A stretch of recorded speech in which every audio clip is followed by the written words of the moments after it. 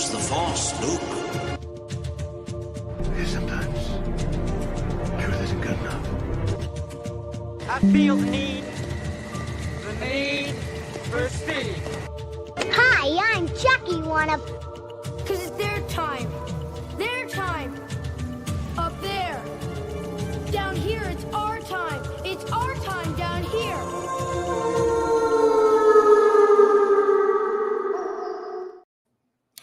All right, everybody, gather around, get your coats, get your hats, scarves, gloves, fuzzy boots, whatever you got to get, because it's cold. I'm pretty sure everywhere in the entire world today, everywhere is like 20 degrees. I don't care what you got to say. We're going to bring King Z in. He's in a slightly warmer location.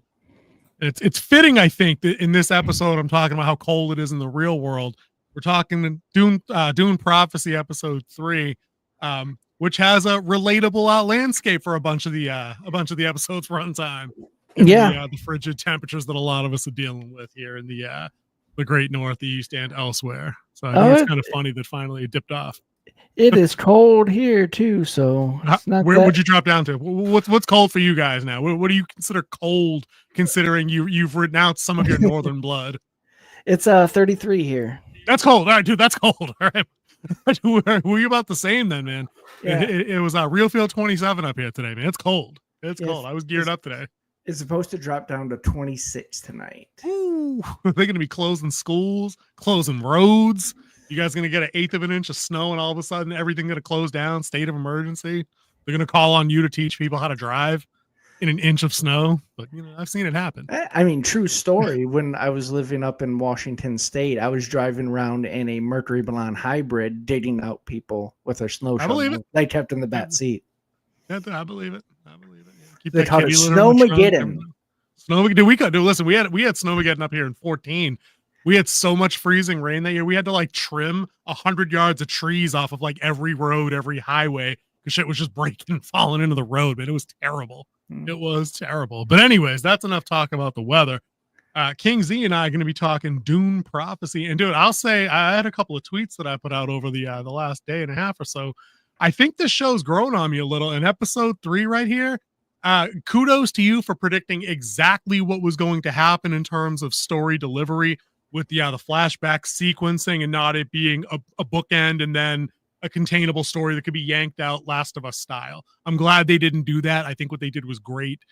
We got a lot of insight into a bunch of different characters through these flashbacks, and they were peppered in. It almost like it alternated flashback present, flashback next character present, you know what I mean? And they kind of ran through that in a nice little concise order, so you were never confused with the jumping back and forth. It was all very easy to follow and well thought out. And I appreciate that. I mean, I think that's all we're ever looking for, is storytelling that doesn't come at the expense of my viewing frustration. Yeah. What did you think of what did you think of the use of flashbacks? You on board with that, or were you hoping for more or less? I think it was a good use. They didn't actually. They kind of bookended it a little bit, because you did have present day to start it, and then they had present day at the end, and told their story in the middle. And it was a good use of the flashback, like they did in the Penguin series, where it furthered the story of what's going on with them, and then it shows why they did what they did, and then the big reveal at the end, which I think was huge. I thought that was a great ending. Like you said, it was bookended in the sense that it just opened and ended with the same characters in the same two characters in the same place going about their mission. But everything that happened in the flashback sequences informed us about how these particular characters, the two sisters, Tula and Valia, developed, and how their respective journeys brought them to where they are today. Unlike that episode we constantly reference from Last of Us, where, we got some cool stuff about some characters that had an interesting little story of their own, but in a vacuum, if we plucked, ironically, I think that was also episode 3. Was that a 3? It might have been a 5. I don't remember. I think it was a 3 though.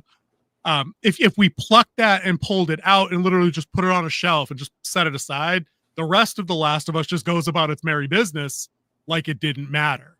Because we didn't need to know anything about Bill and Frank at all to get from point A to Z of The Last of Us story. No. This story here, I guess you could pull out the flashback elements, but getting a little bit of behind the scenes, between the ears info on the two sisters brings you closer. It's a more intimate view of these characters at a deeper level. So I can admire them using the flashbacks. Yeah, I don't want to see them do this again. They only have 3 more episodes. I don't think that'd be a great use of time. No, it definitely would be a great use of time. I don't need Atreides backstory. I don't need the No. princess's backstory. Oh no. The emperor's backstory. Ooh. No, I think because the story centers on these 2 women, that it needed to, iron out, shake out the wrinkles from these characters to show what's their motivation and where they got to where they are today. Billion percent. And the minute you just said I don't need an Atreides backstory, like my brain locked up, because I'm like, that's the exact thing that, like, when I'm talking about a story that's on its pace and it's doing its thing, that's the cliff fall. If they just snag some, like God forbid they do like the emperor's wife's backstory in an episode, like what? Like, no, why don't we just get me the limo driver's backstory? You know what I mean? Or one of the dancing girls' backstory. Like, I don't care. We could watch them build their, the palace that they live in. Let's watch them build at the ground level. We can watch the contractors just taking in the shipment of supplies and getting the blueprints. Not the terrible. The laser measurements, and we got to adjust a little bit. No, you did it wrong. You did it wrong. Measure twice, cut once. No, that'd be terrible, dude. I think the only other character here interesting enough to give me a backstory is Desmond. I might not mind an episode that's heavier on him, since they're setting him up to be the main antagonist. So that tracks, I think. I wouldn't mind. I don't necessarily need, I guess the pinnacle scene there would be him getting, dunked on by Shai Halmud. I'm just going giant sandworm. I can't pronounce the name. Shai Halmud. You're right. That was close. I think that'd probably be the crescendo scene of that episode if he did get like a flashback sequence right up to that moment, But I wouldn't mind seeing like what led to that massacre on his team, if there was a massacre, if it wasn't just a giant Bene Gesserit setup and he doesn't even know about that, and there's a element within them that Mother Valley doesn't know about that set it up. Who knows? Because we know she was behind the heist, and he was actually, that makes sense. He was the security forces there, so they wouldn't have been behind it, I guess. But I'd like to see more about him, I guess. But yeah, nobody else. I don't know if I can take that. Like, we don't need to go deeper into the rebellion. Like, they set it up. Yep. They had the nice little swerve with the Bene Gesserit as part of the rebellion, as well as that the Bene Gesserit is behind the rebellion. Like, they cause it, and then they slap down the rebellion to power up. So then they're going to counter it, like doing a check and balances of power, and they're behind the whole thing, pulling the strings. Yeah, I don't think we don't need, I don't think here an Andor level of seeing how, the rebellion's born, they win over their funding, where they procure their weapons from. I don't think we need, I mean, maybe a heist sequence is interesting if like the princess gets involved, because she does love the Atreides. I'm just spitballing. I don't know. Like, maybe I wouldn't mind that, because that could be the one action sequence of the episode, because we know this is a slow burn. They're trying to emulate some Game of Thrones vibes. I think in this episode in particular, there's a lot of Game of Thrones vibes here. We could probably just jump right into talking about that a little bit. I mean, the episode, when it cuts into its first meaty scene, its first flashback, they may have shot that in Winterfell. You know what I mean? With the ice zone, it's sparse, dude. I loved it, dude. Even the song in the background sounds like Reigns of Castamere. Like, it sounds Game of Thrones, dude. And I'm like, okay, which is funny, because the other show we'll be talking about tomorrow before we do Frostcast, when we do Skeleton Crew, I was picking up vibes of a different movie franchise that I thought may have inspired some of what I heard on Skeleton Crew. We'll talk about that tomorrow. But yeah, the first part of this episode was great. I love the look of it was, what was it called? Lellavale? Something like that. Lankenville, something like that. Lankenvale. I think it was Lankyvale. That's what it was. I had it on my note on the side. Is the Harkonnen home planet after they've been kind of exiled for the treachery and treason in the Butlerian Jihad. It's I love the fact that we're seeing them do things. This is completely not a walking in feelings, sitting in feelings, like they're wailing. You know what I mean? And the environment looks great. We got like blood smears from like the workstations across the ice. That was a very nice touch. We saw furry whales. It was great. You know what I mean? I was interested in what they were. We saw the crews working. You got a legitimate taste of what life would be like in that kind of like sparse backwater icy dump. you know, of a world beyond reach of civilization, probably. So if you watch the behind the scenes, you know that was filmed in like midsummer. So the art crew definitely earned their flowers in that one. You did see where they had the snow and then it's like green and grass and everything like that. So the art department went above and beyond for this one to get that look and feel of that icy wasteland. Listen, it looked legit cold. And then even when they were inside, right? Like we get that scene where the family dynamics are kind of laid out early on, the Harkonnens, you know, with Valia, Tula, the brother, Griffin, parents, uncle, all the good stuff. They're all huddled up inside in like heavy clothing inside. Again, it reminded me straight up of Winterfell. Like people aren't walking around Winterfell in like wife beaters and basketball shorts and like, you know, Tatum threes. Like, no, it's cold. Like it's always cold where they are. They're eating like a stew. Like they're serving like a chowdery kind of stew into the, for dinner. I'm like, okay, everything about this suggests cold to me, you know? So it did kind of work for it not being authentically shot in like Norway or something in the middle of like whatever the warmest month in Norway is. So I was vibing with that. I thought that was pretty cool. A lot of dynamics in that scene though. Yeah, what did you, I thought that was great. I think this is where the show was really hitting its stride with giving me this backstory in the, for the Harkonnens, for the sisters. It shows they had very different, not upbringings, but they had a very different experience at that family table. Yeah, like you see that the Harkonnens pretty much have accepted their family's lot in life at this point. They're accepting their banishment and trying to build up through trade and like reestablishing their name as something to be legit. Different. Yeah. Yep. And I lost my train of thought there. Harkonnens building up trade. Yep. Oh yeah. Here we go. Read that one out, dude. You got it. You're on it. Langtonville is a frozen waste and a book as well. Yes, I do believe like they did capture from the Guild. Appreciate you. The 3 books that are the house books: the House of Harkonnen, the House of Atreides, and the House of Coronado is the Emperor's name. You're talking I'm a pilgrim here, dude. You're gonna have to do the names on your own tonight, brother. So they're taking it from that series. But yeah, they're trying to like you have the brother who's trying to build up a new trade to build the family's name back up. And then you have Valia who believes that, you know, that they were lied upon and they're like very like, we need to take it by power. You have her like, and they call her out on it. Like, you're very insolent. You're very greedy, entitled. The mom uses entitled. Yeah. Entitled. Like, so you didn't see that the family looks very like set in their lot here. You know, I thought it was kind of savage to see mom dunking on her as hard as she was, because she was doing that even before the politics came up. Like she was dunking on her for bringing home like the crappier, lesser cut of the whale meat, you know, and then propping up the younger sister, which I thought was a play. Thank you very much, Mage Guild. Thank you, Mages Guild. We're installing you as our in-show expert on the Dune lore, because I am not traveled. And King Z is my house expert on as much as he's read in like the last month and a half. And I'm not too familiar with the Brian books, so thank you for that. I really appreciate that. To correct us here, we do want to put out the right information. Please continue to fact check us as we go, or add a couple of little in bits as we need them for context. We do appreciate that as always. I did like seeing the 3 children, because I come from a big family, you know that, and I can see the various personalities that play there as they work themselves out, where, it was probably, Griffin was probably like the oldest, because he's the male, he's the go-getter, they're going to let him go do trade deals. And he doesn't look like he's that old. Like he's probably like on the youngest of 20s and setting out into the world to make his name. But it was nice. It was interesting to see how all their paths had split, and none of the 3 of them had any infighting, which I thought was solid. I did enjoy that, where the 2 sisters both looked up to the brother. They were both, well, we're going to hit up spoilers, fellas. Sorry. We need to get into that. So woo, spoilers on that ass.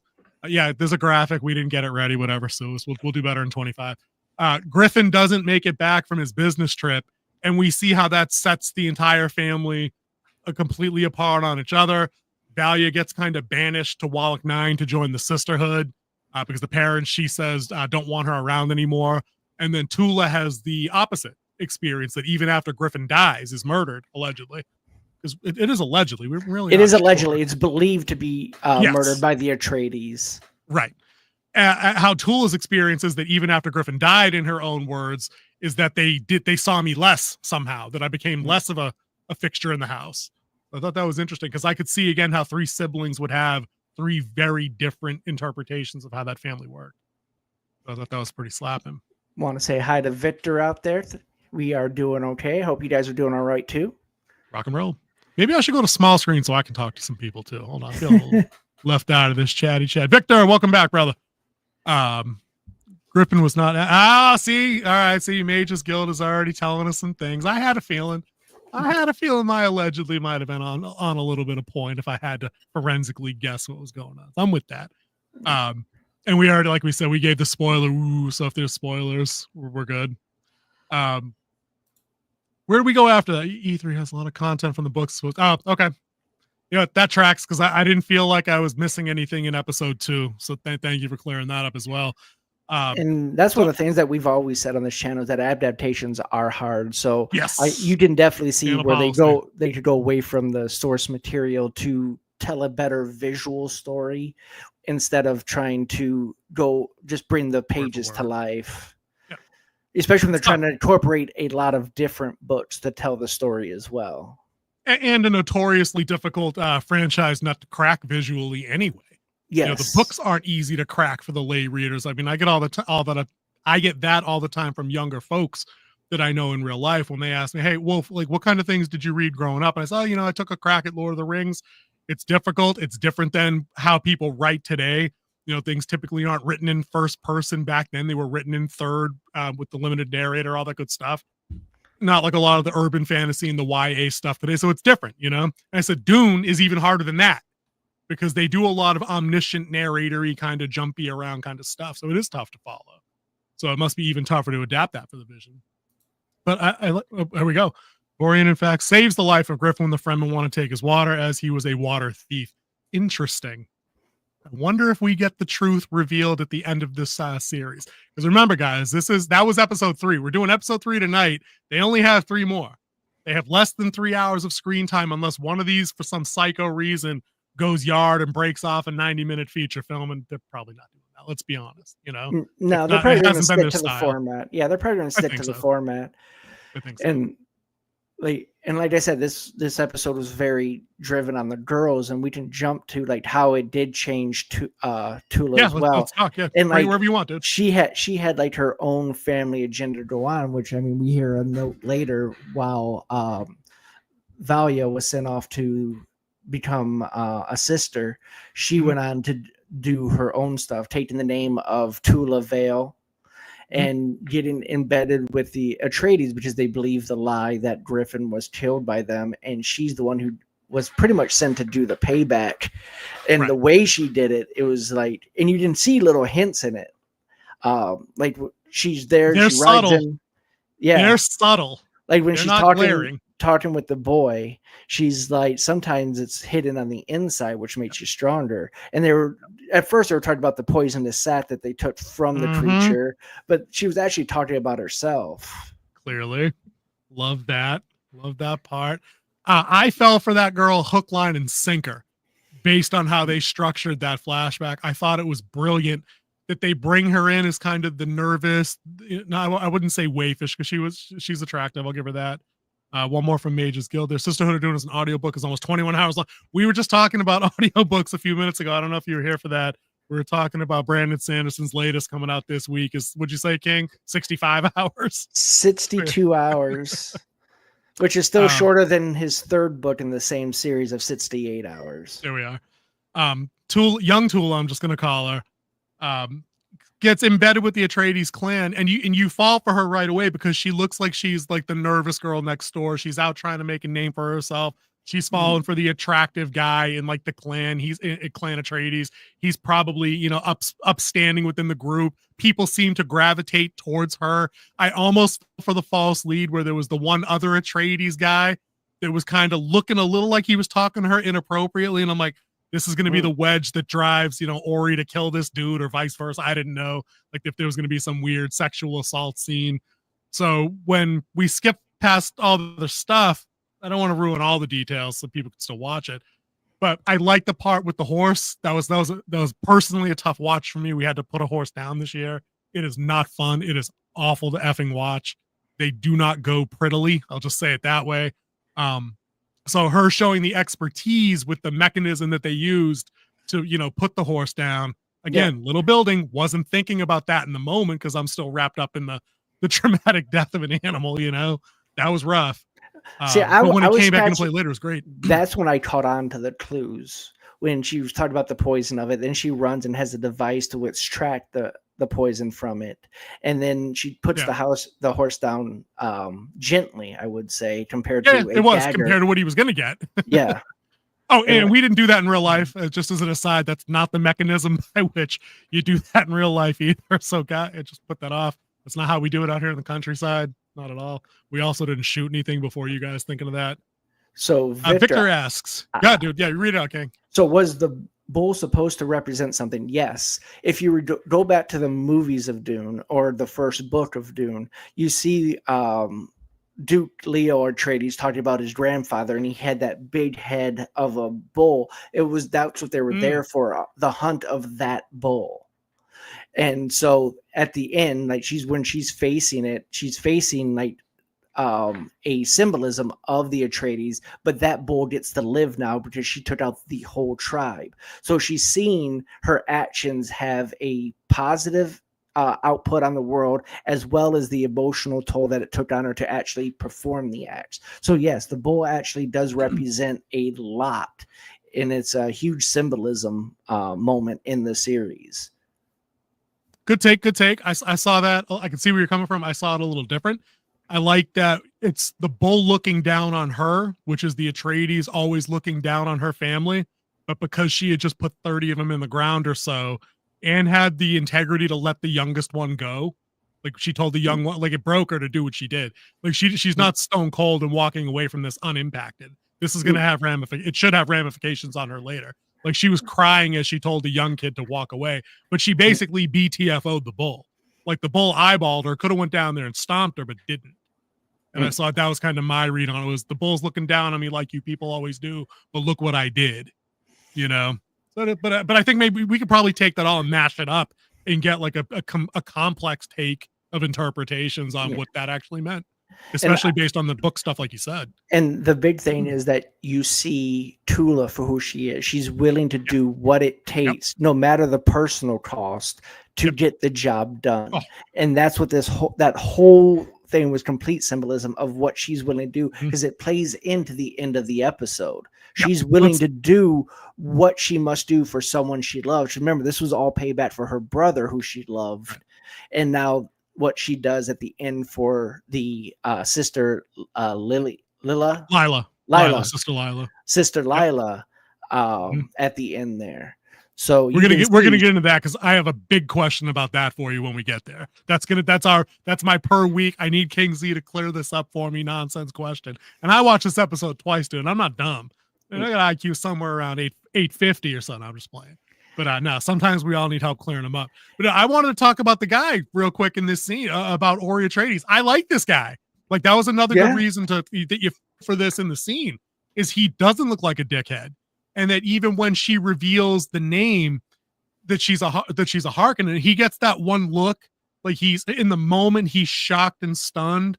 But I never got the sense that he was going to raise his hand to her or cast her out into the night or anything like that. So you're like, oh, you are a decent guy, and you actually probably do believe you can walk out of here with her and just run away and write our own destiny, like he says. Yeah, like, because he says like we can come victim to the reason why we hate that was so many years ago, and they were trained that way, and we can write something new, which I did like that. Their hate is their problem. Like I'm like, oh man, what a great message, and dead. Mages Guild again, my brother. Thank you. This scene is not from the book, although the sisters did kill some of Vor's family in the books. It's very much an adaptation. Interesting. Mages, let me throw you a question then. As somebody that's obviously knowledgeable in the source material, what's your 64,000 foot take on the show so far? Like, are you enjoying it for its attempt at being an adaptation, or are you more of a purist like I am for Star Wars and Star Trek typically, and this is kind of annoying you that they may be taking some liberties? Let us know if you're around, you get a chance. Read this one, Kingsley, I need a drink. I really hope Valia's entire plot doesn't revolve exclusively around hatred for the Atreides family. I don't believe it will, even though the Agreed. Harkonnens do have that hatred. Like we see that throughout Dune. It's Atreides versus Harkonnen. Mhm. But I believe this is just to symbolize that she's willing to do whatever it takes for her to accomplish something for someone she loves. Agreed. And, Kingsley, was his statement that Valia's whole arc or Tula's whole arc? Valia's. Because Valia's the mother. Rowan. I was going to say, I think it's the Atreides thing is a secondary consideration to her. She's very much a global power broker at this point, as I see it. She's there for the Imperium. If she can take out an Atreides, she will for vengeance, but she's about running shit. That's I don't think hers is driven anymore by her hatred for the Atreides. It's her trying to get the name back, Harkonnen, to a prominent position. Yep. Agreed. Oh, cool. All right, dude. You know what? I'm glad to hear that, because I feel like, and maybe this isn't coming across in our week to week. I feel like this show isn't getting any kind of proper attention because it gets that slow build that King Z is a fan of, and I'm a little bit more reticent of now, because I've seen what happens in shows that only get these limited runs of 6, 7, 8 episodes. A lot of times the pacing for me, they need to do more with the less time, the lower amount of time that they have. And I'm nervous that this show isn't going to hit it. And that's still an apprehension that I have based on another big scene that we're going to get to in this episode coming up.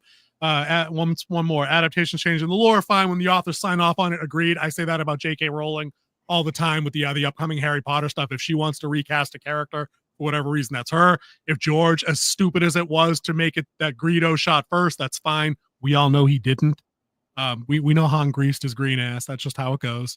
But I appreciate you. I'm glad you're enjoying the show. I wish more people were watching it, because I'd love to have a larger conversation with folks like yourself that know about Dune stuff, seemingly in and out on a level that I don't, because that's one of the franchises that I just didn't get into as a kid.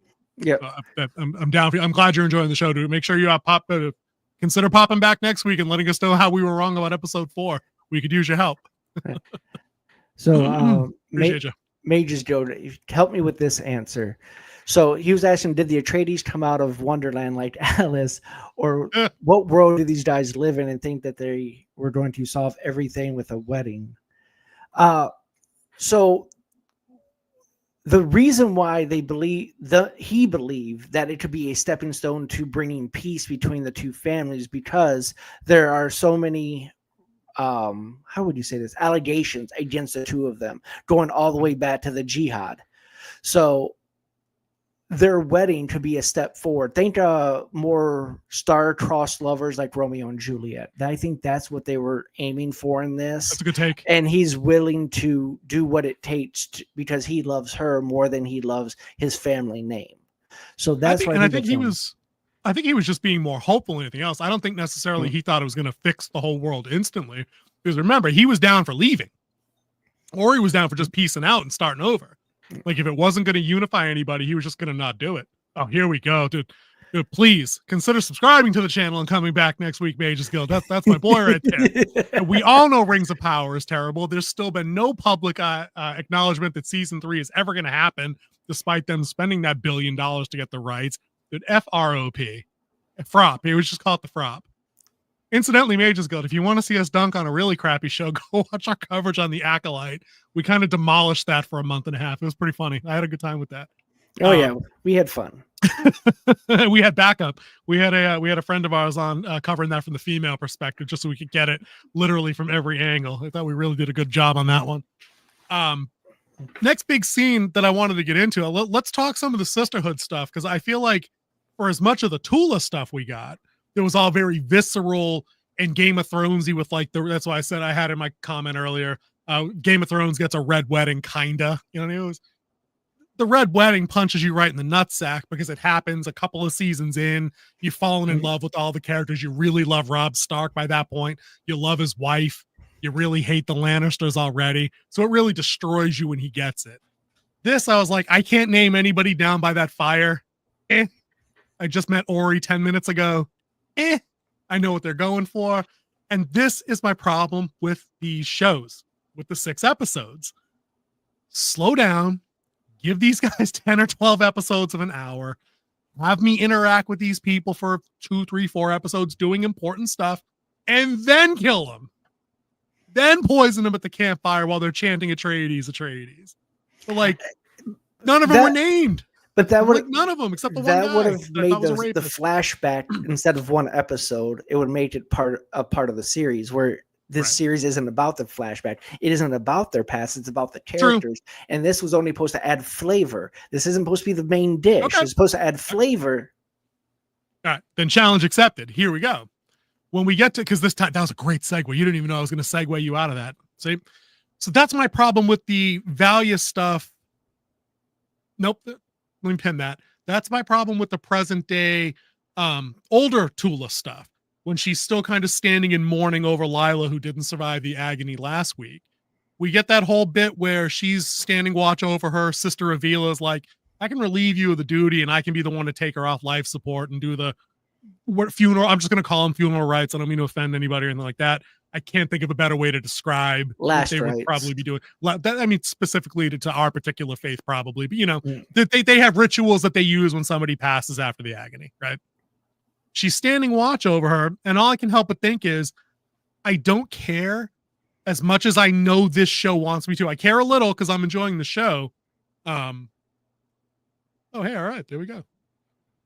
Mages Guild, I'm gonna drop you a follow as soon as we're off the show because I'd love to see what you got to say about that. Please consider the same because we'd like to have you back and have you comment on that. Appreciate you. I know they wanted me to feel bad for the little girl who died.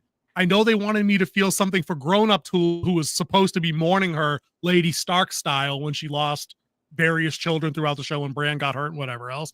But it hasn't been enough. They just haven't spent that time with them to get to that point yet. And it becomes worse for me near the end of the episode where they bring in all the girls to kind of they touch Lila on her shoulder and on her hair like it's their last goodbye, like their last send-off. And a couple of these girls are outright crying, like kudos to the background actresses. No dialogue. They were extras, whatever. But like some of them grimacing up, balling up, like not a bad job. But again, they bring in the one chick that had like the psycho lying backstory thing. So she's the rebel. You called her the rebel, right? Yeah. I'm like, I don't care that she's crying over this chick. She's had 2 scenes with this girl. And because she was nice to her twice, like that's the sisterhood in this show. It's those 2 scenes, like not enough. And so I think go ahead, take it. All right. So to go with that is you have to understand that these girls have been together for a while. We didn't see that. You have to just know that part. 2, you didn't. You have her speech where she's talking about that they take the sisterhood above all else, not the sisters. So this is just proving her point that they were willing to sacrifice one of their acolytes for their own purpose, not caring about the sister, just the overall caring of the sisterhood. And that the plot logic holds up. And the plot logic holds up. And then also why she's crying is that she believes that she could be next, that she could just be cannon fodder for the whole sisterhood. So there could be tears on that. Dude, none of that's wrong. What I'm saying is I think that I loathe using the word filler in this situation because you and I were always harping about this on those lesser shows. And the running joke is feelings in hallways, feelings in the car, feelings at Walmart, feelings at Burger King.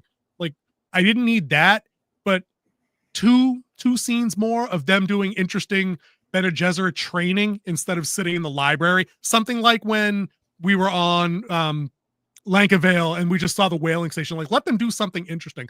Let them have some actual like martial training, and maybe she beats Lila down and then pulls her up. One move, like one sisterhood move, like, oh, that was good. You're getting better. Pull her back up. And then you realize they're actually friendly, especially if they earlier had started antagonistically. So you see just a mini arc. I'm talking mini arc. Because it just didn't punch. And again, it's just like the Tula thing. I know they want this to slam me in the gut, but it just didn't hit on that level. And I wanted it to. And that's an important thing I want to point out. I wanted it to do that because I am, like Mages Guild said, I am enjoying the hell out of the show. I'm surprised that I'm enjoying the show this much. Especially because a lot of people are complaining because it's a slow burn, but those are people who need that action, that eye candy every so often just to keep them engaged, where this one is built strictly on storytelling, character-driven story instead of action-driven story or comedic action-driven story that we get from the Marvel. So, dude, let me just, we give out a lot of points when we're in good moods about show. Dude, I'll give them another wolf point for this one then. Big points for what limited brevity they have, and this is very Game of Thrones. There isn't a whole lot of levity to go around here, but what little they do have, and none in this episode, they didn't immediately undercut anything with like some stupid one-liner. No, they like, didn't. Thank effing God. And you know what? To HBO's credit, the Penguin didn't do that last month either. And Oz is funny. Oz is at times a funny son of a bitch. Yeah. But, you know, they knew better than to have some restraint on the writing level. You know, you don't have to undercut everything. I feel like I missed a comment, dude. Did I miss one you wanted me to read out? Here we go. Yep. You know, Mages, I got something on that I want to run by you then, if King Z will give me the minute to buy him. I wasn't dreading Dune Prophecy, but I was hesitant after House of the Dragon season 2. What did you think of the second half of that season? I know this is going to be Greek to King Z. He's not a Game of Thrones House of the Dragon guy. But House of the Dragon season 2 notoriously fell off in the second half. That's what I heard. I've read tons of stuff. Even we've talked about it off camera and stuff like that. Is that they're trying to push it to another season without actually wrapping up a story. They had a logical break point, but they saved that war for probably the opening of season 3. They needed more money for a new budget, so they need that new season. Money.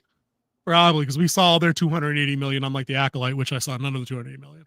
But yeah, Mages, if you're around, what did you think of the second half of House of the Dragon? Let me know. I'll comment on it when we get back to that. Oh, here we go. I think they're good. Here we go. King Z just said that. I think they ran out of money for the big battle. Yeah, probably. I mean, we did get like, dude, it was basically House of Dragon, like on the screen every episode. Dragon. Like they laid it on thick, especially with the near the end where they were starting to train additional noble riders or whatever they called them. It was pretty cool. And see, this is one thing that we could go with HBO over, say, Disney, is that they scrapped the Jon Snow spinoff show because they knew they couldn't do it proper. They couldn't do it right. So why are we just trying to put something out there? Unlike Disney, who just throws stuff at the wall and see what sticks. Yeah. So I think going with quality over quantity, something Kevin Feige is trying to change in the Marvel Disney world, it would do a lot better for their shows as well as their movies. What like HBO is putting out with their shows, because they put a lot of thought, effort, and development into shows like The Penguin and what we're seeing in Dune Prophecy. Dude, HBO kind of kicks it old school, like terrestrial TV, where like they're not afraid, at least historically. They've done pilots of things and then tested them internally and decided to do a no-go. They had a series ready to go ahead of House of the Dragon, if I remember right. I think it was called Blood Moon, because the crass joke, obviously, given that it was centered around like a bunch of female characters, Blood Moon. But it didn't test well, so they dumped it. HBO, when they filmed Game of Thrones originally, had an almost completely different cast, and they dumped it after the pilot episode of that and recast a bunch of them and ran it over again. And they upgraded everything, costume, set design. I remember that going down a while ago. Dude, I totally agree with you. I totally agree with you, Major Joe. Let me read them here. The combat that they do is also accurate, unlike, say, Kenobi or the Acolyte. Throw that back up for me. I missed the second half of that. Or ROP, where none of it makes sense if you watch frame by frame. Dude, you just described Disney's whole sorry-ass sequel trilogy of combat top to bottom. That throne room TLJ fight that everybody likes. How long do you think Rey could stand around in an actual combat situation where people have like melee weapons and we're just waiting to take turns to not stab her in the back? Get the fuck out of here. You know? Yeah, dude, you're dead on accurate. Completely correct. Getting back on point here is like back on Dune. I wasn't actually hesitant or worried about this series because I didn't know what it was going to be going in. So I was going to let them surprise me. So, and I liked the world of Dune. I liked how it's set. I liked how everything that goes on in it. And when I found out this was 10,000 years before the birth of Paul Atreides, I was really excited to see the beginning of what we know is the Dune world. I never, like I said, I didn't get a chance to read all the Brian Herbert's work. I read a little bit of Frank's. I have the audiobook of the very first Dune. So I was interested to see how they were going to portray this. And of course, with like better technology and more money than they have in like the movies, the technology looks better, but it's also more primitive. But it also could play into that they just came out of a war with thinking machines, so their tech might be a little bit better, and then it downgrades a little as they get away from that type of tech. Instead of trying to improve upon it, just stay with what you got that you know that works. I agree with the 10,000 year thing. At first, I think anybody's gut reaction is if you enjoy something, the idea that we're going to go so far away from it is kind of off-putting. I think that's a gut reaction, you know. But then when you think about it and you go back and you listen to some of our back catalog, which I encourage everybody to do, it's the only way to do things in 2020X, as I'm going to call it now. You know what I mean? Like the only way Star Wars could probably work now, Trek could work now, is if they went 500 years into the future and got away from the mess they've made, or if they went 500 years into the past and completely divested themselves of trying to tie into A New Hope or the Clone War situation. You know what I mean? You need that time. 10,000 years is a lot. Like, don't get me wrong. That's crazy. 10K is a lot, you know? I think dude, if you keep putting them up there and I'm missing them, dude, just read them out, dude. Read them out on your own. Oh, it says he missed the dynamic between faith and technology, which you do see that a little bit with the Bene Gesserit using technology, which is the big reveal at the end, which we need to get to here in a minute. But we need to talk about the Valia story of her backstory of where she was the reluctant sisterhood, but then chosen by the Reverend Mother based on her reluctantness, her stubbornness. And then having her choose, are you a Harkonnen or are you going to be a sister? He goes, if you come back, and she because she failed to do the eye drop and then had because she was scared, which is the poison. And then she saw, I think that's her daughter, the Reverend Mother's daughter, who did take it and became a Reverend Mother. I don't know if they're mother-daughter. I don't know that they're mother-daughter. I don't remember. The reason why I say that is we go back to one episode when she goes back into her other memory, and she said granddaughter to her when she's there, and that isn't her. That wasn't the Reverend Mother. That was the one that she killed. I do remember that. So then they said that she is related to the original Reverend Mother. So that must have been her. She said it was her great grandmother. So if that's it, that's that's her daughter. So you said I followed the bloodline based on what they said. So good call.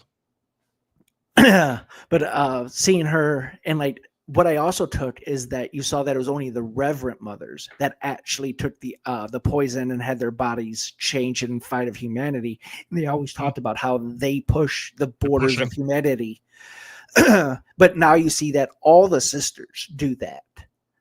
So I think that's something that Valia changed so they could have the power and the access to that memory when she became Reverend Mother and followed Mother Superior as they taught her in that.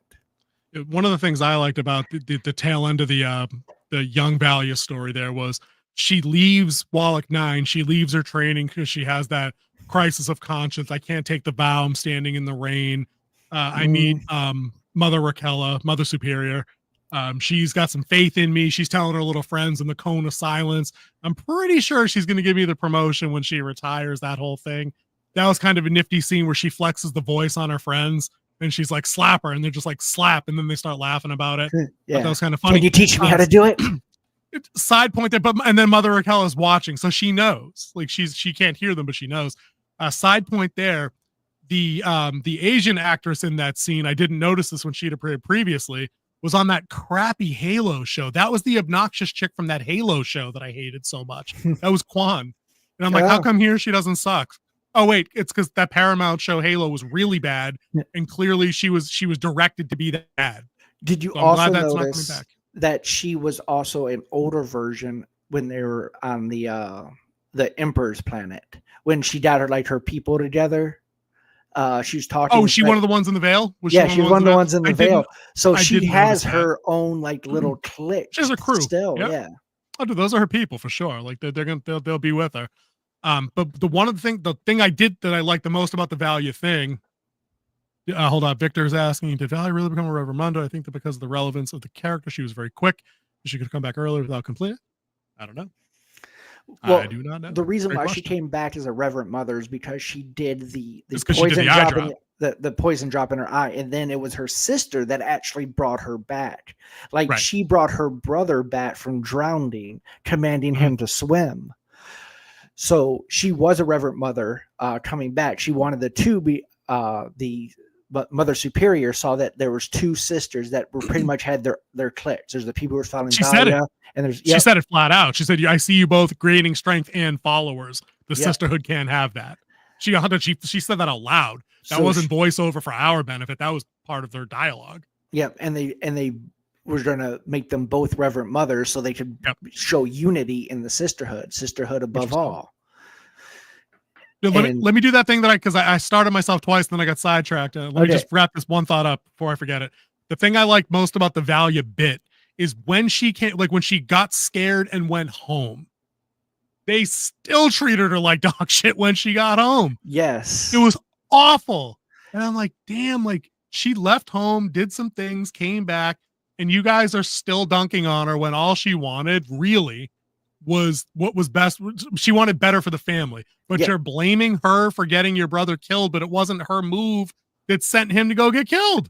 And then they were blaming her for what Tula did, killing the Atreides, and they said that they could be traced back to them, which would make it harder for them to actually get out of it.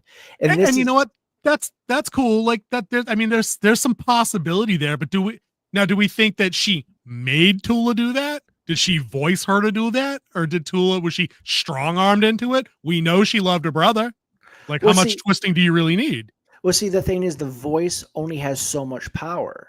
Like you saw that before when she did on her mom, and after she didn't do anything, her mom just snapped out of it. Right, it's not the Jedi mind trick. Yeah, there's no way that Tula would have still been under the influence of the voice. Months and planets and thousands apart. of light years. Right, yeah. Okay, cool. But I like that the family still was dunking on her, and that the thing that got Tula and her on the same page was Valia splits to go do the drop, and it's like you were just saying, it's Tula that finds her out overlooking the river where previously Valia had been with Griffin, where they had that very same, almost identical conversation thematically about who's pulling who back, and thank you for that, and I needed you. Like, let's go do something else together now. And that was the move. It was that interaction with her family that really gave her the insight, like, I need to do something different, and I'm going to go carve my own path. I'm no longer Valia Harkonnen. I am Reverend Mother Valia. And then Tula decided to go with her, and that's when she asked, will the sisterhood be a fresh start for us? And she replied, we have another purpose now. Yeah. You know, if Mages is still around, I'd like to ask Mages a question if he's still out there. So can anybody just apply to or show up at the Bene Gesserit School of Higher Learning? Because I don't understand the mechanism. They just take anybody, like it's a monastery, you have to be worthy. It's clearly not like a bloodline thing, right? Or a I hate the word metachlorian so fucking much, but it's not like that. Can anybody just go and you wash out like it's basic training in like the army or something? Like, I don't, because I'm thinking secret society is not as easy as everybody just drops their daughters off and it's come one, come all. You know, I don't know. Maybe Kingsley, you know a little bit about something from the book. I don't know. That I was wondering about that. Yeah, that I don't know is how you're chosen to be a Bene Gesserit. But like she's just going back and she brings her sister with her. Like, hey, I got one more. I'm a +1. Mage Joe comes through again. My man. So there's a possibility that even though Valia showed back up, because you know they can detect whether or not she took the drop. So it's not like she could have lied. But there was a possibility they'd have stopped Tula and put her back on the bus. That would have been funny. That would have been pretty good. Oh, hey, you just dished your whole family. We're going to send you back now, though. That's cool. You cannot, however, show up. Well, then how'd they do it? So you applied. They do have interstellar messaging. No, I get that. So we're saying that Tula then had previously applied and was accepted already, and it wasn't just a surprise drop in. I think she was forced to apply by her family because they wanted her gone.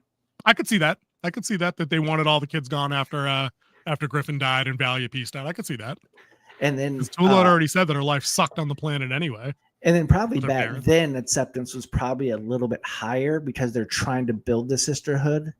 That's right. I keep forgetting it's 10,000 years ago. Like I don't even think they've used the word Bene Gesserit yet, right? Like they're still just the sisterhood. Yeah, they haven't adopted that name yet. And you kind of see a parallel. It was written like a parallel of like the nuns in the Catholic religion. Oh yeah, for sure. So in the interest of time, then I think we probably have to get to the big reveal. We get that the one big reveal scene is, you know, it comes right after the girls say their last goodbye. Hold on, Mages, thank you. They would naturally take Tula because of the bloodline. Okay, all right. After Valia showed that she could survive the agony, makes sense. Okay, that tracks. I like that. That makes sense to me. So again, it's not just a random selection. Okay, thank you.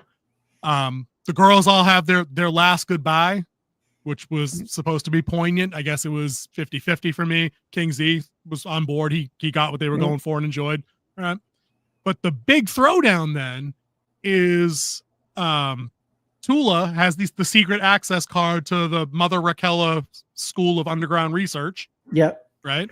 And at the end, the last scene is she dips through the security and gets through the gate and everything else.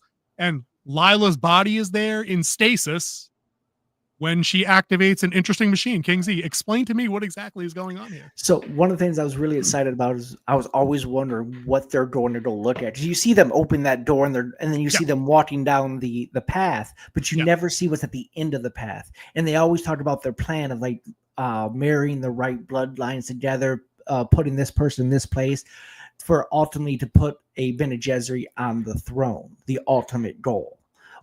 And the whole purpose of this was to build leaders that wouldn't back down and actually have a backbone to defend humanity and do what's less susceptible necessary. To tyranny and corruption. Yes. As that was actually a line that she used. That's why I but said then we finally see it, and you get down there and you see Lila. I keep messing up her name. Lila, not Lily. Lila. Yep. Yeah, Lila. I see her in the box, and she's there with spice around her, which we all know spice is a psycho reactive drug. Like people have different reactions. We saw them taking bumps of it at the club. Yep. So in small doses, apparently it's a party drug, right? But bigger doses, like we saw with Paul in the movies and in other places, it does all kinds of interesting stuff. Yes. So you see her there because she gets the idea from looking at the spice tea to help with the mind, and that's where she gets the idea. You have that little moment before they go to the flashbacks. This is where payoff. Yeah, that's where you get to see where Tula's willing to do whatever it takes for the people she loves, and she loves this little like they've hinted at in episode 2. Like, I saw you as your mother as well. Like I kind of raised you like I was your mother. So she has that connection to her and is willing to do whatever it takes. Yeah, right here. The drug club is not Spice Snow White. I thought one of them. I thought one of them referenced it as being spice or something. It might have been I think maybe the spice drug that they were using was during the set scene in episode 2, where he blurted out the stuff because he said, "If I take another bump, I'm gonna be useless." Oh, all right. Well, Mages, thank you. That's why we pay you the big bucks, and we appreciate you. Yep. I just assume spice is basically the drug form of the Force, and it just does whatever the plot needs it to in any given minute. But see, where we're at right. So you have to think of like how the spice works. Remember, they don't use supercomputers. There's no thinking machines, and we know that space travel is very analytic and math. So what they do is the space gold gets really high on spice, and then they can see calculate everything. Yep. Remember, it was written in the 60s, man. It was written in the 60s. All the best stuff was. I just wanted to throw in real quick because we're perfectly at that spot where we're talking about what Tula's doing with Lila. If you remember that earlier interaction, they directly referenced its color multiple times. I didn't. You DM me the color guide to the drugs of Frank Herbert's Dune. I need that. I need to read up on it. Tula, when she's having that chat with Avila, Avila tells her, "We know what we do in cases like this. We know what Mother Valia wants us to do in cases like this. To not do this sows confusion and doubt." Yeah. So we know they're doing the whole. This is a deep cut for all you youngins in the chat there. They're not going to Terry Schiavo Lila. Like they're pulling the plug. Like she's on brand supporting measures. That's the devices they have. Star Trek, we would call them subcortical stimulators or cortical stimulators, I think. So we know that there's already some ethical conundrums that they're going through, because then when Avila offers to do it, Tula grabs her by the arm. Like she could have just fractured her osteoporosis ass forearm. And it's like, nah, don't touch her. And you're like, oh, okay. All right, Mama Bear, we cool. Slowly. So we get that big reveal right after, and we had another good setup and payoff in the flashback when when Mother Superior Raquella is leading young Valia down the stairs. She goes, "My life's work basically relies on forbidden technology. Don't tell nobody." And we all know what the forbidden technology is in this world. It's not a different kind of FTL drive. You know what I mean? It's not cloning. It's It's a thinking machine, and that thing's a huge thinking machine, and she's telling it what to do and interacting with it. So the big reveal is that the Bene Gesserit's plan is based off the interpretation of a thinking machine using AI to write your term paper, in other words. And we've seen how the world reacts to toys Yes. that maybe have basic AI programming in it to function. We saw that in episode 1. People did not dig that. No. Not cool. Not cool. So the big implications there. I did like we haven't talked really visuals in this episode beyond like the icy stuff at the beginning. I like the look of the technology at the end there, where it's tight on Lila. She's in the stasis field. The spice kind of lights up and does its thing, but then under the machine, it flows out and towards us as it's backing away. In like it's a blue light. It almost looks like the Matrix code in a way. Little symbols, designs, and things that are just kind of spreading throughout this entire giant cavern. And I'm like, is this like NASA circa like 1955? Like, is it the computer was the size of a garage? Like, what's going on here? But now it's the thinking machine. They got the AI hooked up. Like, they gonna do it. Oh, cool. All right. The computers from the books in general, although it was on Rossack. Dude, when you get me the color guide for the drug, send me the star map. Gonna need that. Gonna need that. I don't think they'll leave. I mean, maybe they jump over there and then show us staples on Rossack and they bring the supercomputer over. I don't know. So one of the things I did like is that their super thinking machine that was smart enough to, take over the universe, because it was all over and the humanity had to fight it off, wasn't a small, like, smartphone looking thing. It was actually this huge 60s. It took Eric, not even the 60s though, man. You have to think that much computing power, and to know it has to be huge. One of the things that we've tested before is a light drive. Hey, see you later, Victor. Thanks for stopping by. Hope to see you next time. Appreciate you, dude. We'll be back. So a light drive, to keep it cool, they can't measure the amount of storage it is. It's pretty much a light that keeps bouncing back and forth, because that's what fiber optic is information traveling on light. So they thought if they could keep information trapped in light, you might have a super hard drive. And that's kind of what you're looking at here, is that type of think capacity of a light drive. Now, the problem with especially as you talk about the size, because that's a giant space that they pull out into. It's like, Helm's Deep cavern size. It's big. Yeah, cool. And very cool. That's why the problem why we don't have a light drive like to power the internet, because one, they can't measure how much storage space it is, so it's almost unlimited storage space. The problem is keeping it cool. Everything's keeping it cool, and that is the problem with anything. Because of how much heat is generated, it will explode. So it's having that computer there, that size, I thought was very realistic. Also the look of the glass that she's in and having like overlaid, I thought that was really well done. I mean, you can do it in After Effects if you know what you're doing. A lot of tracking motion, stuff like that, but they probably use something like Newt to do it. But I mean, it still looked very good, and I appreciated the visual on that. Dude, I did as well, and I think that we haven't talked a lot about visuals on this show episode to episode so far. But once again, like I think that the show doesn't have enough attention on it because, number one, I don't see people getting to quote viewing numbers or budgets on this at all, and I'd love to know both. But I think I'm more interested in knowing what the budget is, because then we can always have kind of a standard unit of measure to compare shows in the genre against. Like Mages, I'm sure you would agree. Like if The Acolyte and House of the Dragon season 2 spent the same amount of money, right? And how I always say this, they spent the same amount of money, and House of the Dragon season 2 gave you episodes that were twice as long and had 2 extra episodes. Where did The Acolyte spend all its money? Like I'd love to know what the budget here on Dune was, because I'm sure it's more modest than 280 million, but I see where it's gone. Like even the CGI establishing shots with the shuttlecraft landing, they had that one great one from episode 2 where a craft is coming down over like a harbor.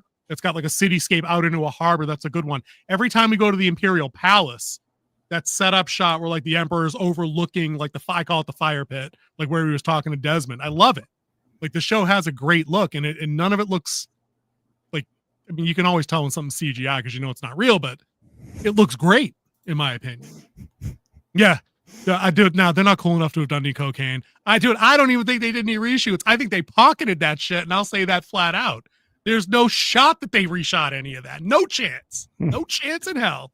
They Because spent if the they money on reshot it, Fire in Space. you know, like Fire in Space, Fire in the Caverns, OSHA, I love you. I've never met you. It's kind of creepy and weird.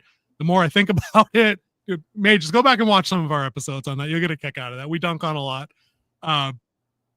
Yeah, there's no shot this show didn't get 200 million, 280 million. It might have got 200. HBO has some cash. Yeah, they got some. Looking up online, they said that the budget has not been released. That's what I'm saying. Like, dude, and you know how I know that? Because if it had, people would be making videos about it, because I know this show isn't clocking views for HBO like The Penguin did, because we didn't even get a lot of videos and information about that show's views, and we know that show was cooking. We know it trended on Twitter every episode it was on. Disney don't storyboard, they scrapbook. Dude, if they storyboard, I'm pretty sure it's like they got their kids to go in there and use like crayons and finger paint. You know what I'm saying? Like, there's no chance. Like, the three of us could put our heads together, Majors, and give you a better overall 8-episode run of The Acolyte. I guarantee that. I guarantee that we could do that. But where are we at with Dune Prophecy episode 3? It looks like I'm getting my blinking thing over here that says we are right up against our mark. Do we hit all the big scenes? I'm not sure. Yeah, I mean, it was a very the compact... very end, very end, the bookend. It's important. Oh, I thought that was Talia goes home, but she doesn't mean to Wallach 9. That's right. Yeah, she goes to see her cousin and her uncle.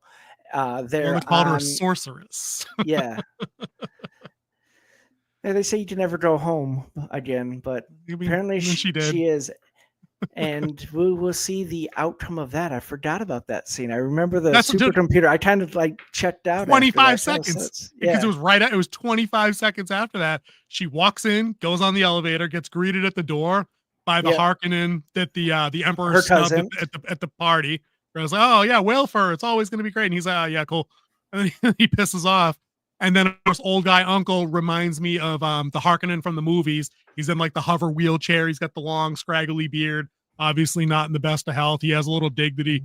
Oh, I never thought I'd live to see the day, or whatever he says. And you're like, all right, what's she cooking here? What's the balancing act that she's going to lay out now? So I am intrigued. And I think if we do a minute's worth of like closing, thoughts here, I am intrigued by this show week to week. I do want to see what happens next. But I think that for as much enjoyment as I'll get out of it for the next 3 episodes, unless it falls off, and that's always a reservation you and I have, if something's going great until it's off the rails, and that's always a risk, But I think even if this show legs out and even if they stick the landing with like a C+ landing, right? I'll always go back and think that 2 more episodes or 3 more, whatever the number is, that would make it more balanced and fleshed out for all those B plots that they want to hit, will always have been a good idea. Because right now there's superficial, there's interstitial, and then there's like deep tissue. This is only cutting down into the interstitial for me. And I want one more just to go right to the effing bone right by the end. And I'm not sure it's going to get that deep with the time they have. That's a problem I have. So I think probably this show has built up enough trust in me where if it does like veer off the rails a little bit, I have enough confidence that the showrunner and the director, these actors, will be able to pull it back in and still stick the landing.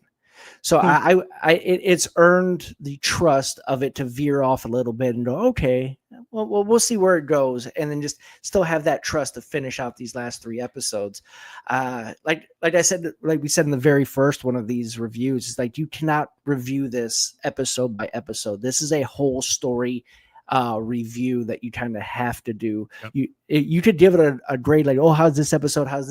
That's what we weren't doing that, right? We're reviewing, we weren't scoring, right? Yeah, we decided and we can't do that with this because it's one continuous story. It's not an episode by episode like MacGuffin to MacGuffin, Monster of the Week type show where you can actually review each episode. This is a full story that deserves to be reviewed and graded as totality. A series. Yeah. And Major disagrees with us, and he's right to his opinion. I mean, you helped out so much today. I appreciate him being here. Majors, let me ask you though. I mean, we've obviously reviewed it because we've talked about scene by scene and we've done some breakdowns. Are you saying when you do it, and we'd love to, if you've got a channel, we'd love to check you out. Like, please, feel free to drop your channel name in the chat there. Are you actually scoring? Are you actually scoring episodes? and let us know. And typically King Z and I, we do score episodes. We dunked hard on the Acolyte, like I said, and I think we gave up scoring there at a point because I don't think I ever got any higher than a 2. I think my breakout episode was 2 out of 5. You know, only when we did Percy so Jackson, many... we used baseball analogies. You know, we kind of change it up. Yeah, you we can try only to do change so it up many a little golden bit. sombreros before you just give up on a batter and send them back to the minors. True. I mean, there's that for sure. Yeah, I posted a roast of my reviews, and yes, dude, you know, I'm gonna check as soon as we get out of here. I'm gonna dip over there and check that out. Thank you for the Earl. We appreciate you, and thanks for coming. And again, thank you for coming by. And with that, then maybe we should just do goodbyes. We had a few folks commenting tonight, and we appreciate everybody. It was really fun having those chats. It helps us move things right along. We appreciate that. I am not seeing them. Maybe King Z is producing. After we end the stream, it might pop up. If not, come back to the video and just leave a comment, and we'll follow it from there. Incidentally, also Mages Guild, if you are on Twitter, X, or whatever they're calling it, we do post there at Winter Wolfsden, and we will see that. We see that all the time. So yeah, do we appreciate you coming out and chatting and keep us on the straight and narrow. I will take that star chart if you have one for the Dune world, and I think King Z might get a kick out of that as well. You can keep the drug stuff. We're okay with not knowing the colors of the drugs. We're not necessarily family friendly, but I don't really need to end up on any more watch lists. We both write professionally, so we're already on a couple of watch lists for looking up certain things. So we'll just leave it at that. But again, thank you very much, guys. We are going to record hold on. Oh, at Winter Wolves Den, just like the title up here in our background. Look right up there at the top. No apostrophe. We're doing 2 things tomorrow, right, King Z? We're recording. It won't be live. We're going to jump in here a little early because we did watch Skeleton Crew. So come take a peek at that. If anybody's interested in Star Wars, that's cool. And then our regular regular Wednesday programming. It happens. So it's going to happen sooner or later. That'll be 9:00 tomorrow Eastern with the podcast. We got a bunch of different news kind of topics up tomorrow. Hey, look, we did have a graphic ready. There it is. All right. Look at him. Yeah. Yeah, dude. So without any further ado, or should we hang around if we were waiting to hear one more thing back from Mages? I don't know. Mages, we got to go. We got real life stuff to do. Let us know in comments on the video if we missed a question or if you got any other info for us. There we go, my man. We appreciate you. We're gonna check you out. Promise you. But I'm gonna kick it over to King Z for our traditional heartfelt and profound goodbye outro. Well,